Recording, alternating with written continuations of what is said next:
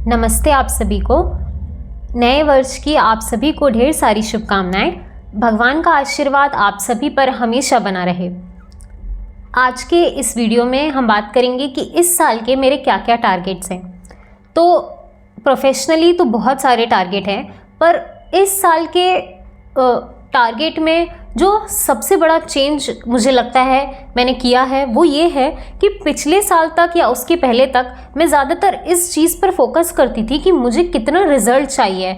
Suppose मैं एक कोई भी प्रोजेक्ट पे काम कर रही हूँ तो मैं इतना सोचती थी कि इस प्रोजेक्ट को कम से कम इतनी हाइट मिल जानी चाहिए, या ये इस पैरामीटर पे, इस पर्टिकुलर पैरामीटर पे ये यहाँ तक पहुँच जाना चाहिए रिजल्ट पर इस साल का मेरा सबसे ज़्यादा बड़ा चेंज यही है कि मैंने रिजल्ट के टारगेट या पैरामीटर सेट नहीं किए हैं, अपने काम को लेकर टारगेट सेट किए हैं कि मुझे कितना काम करना है और क्या करना है। रिजल्ट तो ऑब्वियसली आएगा ही, अगर सही दिशा में सही काम हो रहा होगा तो उसका रिजल्ट नहीं आए ऐसा तो हो ही नहीं सकता है, वो तो उसका बाय प्रोडक्ट है।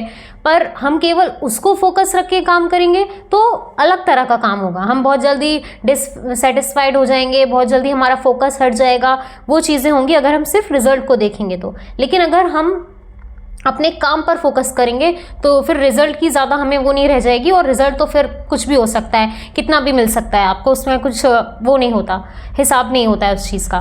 तो वो चीज़ एक मैंने सबसे बड़ा चेंज किया है प्रोफेशनल लेवल पे।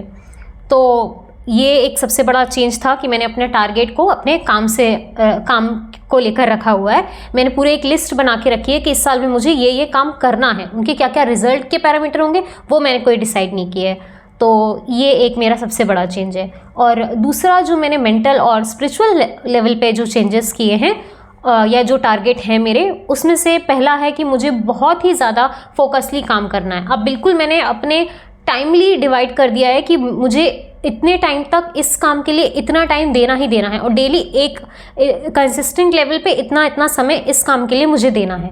वो एक मैंने बहुत अच्छा कर दिया है। और अब मैं कोशिश यही करती हूँ कि बहुत ही अच्छे से तरीक़े से सिस्टम और प्रोसेसेस बना लूँ तो मुझे काम करने में ज़्यादा आसानी होगी। हाँ, जब हम शुरुआत करते हैं सिस्टम प्रोसेस बनाने की तब हमारा उसमें बहुत ज़्यादा टाइम इन्वेस्ट हो रहा होता है, और हमें ऐसे लगता है कि यार सारा टाइम हम ये काम करने में लगा देंगे तो हम अपना काम कब करेंगे। लेकिन आप ज़रूर मेरी इस बात को मानिए कि जब आप सिस्टम और प्रोसेस बना रहे होते हैं it will consume your time, पर आगे जाकर वो आपके उतने ही टाइम और एनर्जी को सेव भी कर देता है। तो ये बात पे मैंने बिल्कुल भी फोकस नहीं किया था, पर इस साल मैं केवल और केवल इसी बात पे ज़्यादा से ज़्यादा फोकस कर रही हूँ कि मुझे सिस्टम और प्रोसेसेस बनाने हैं अपने काम को लेकर।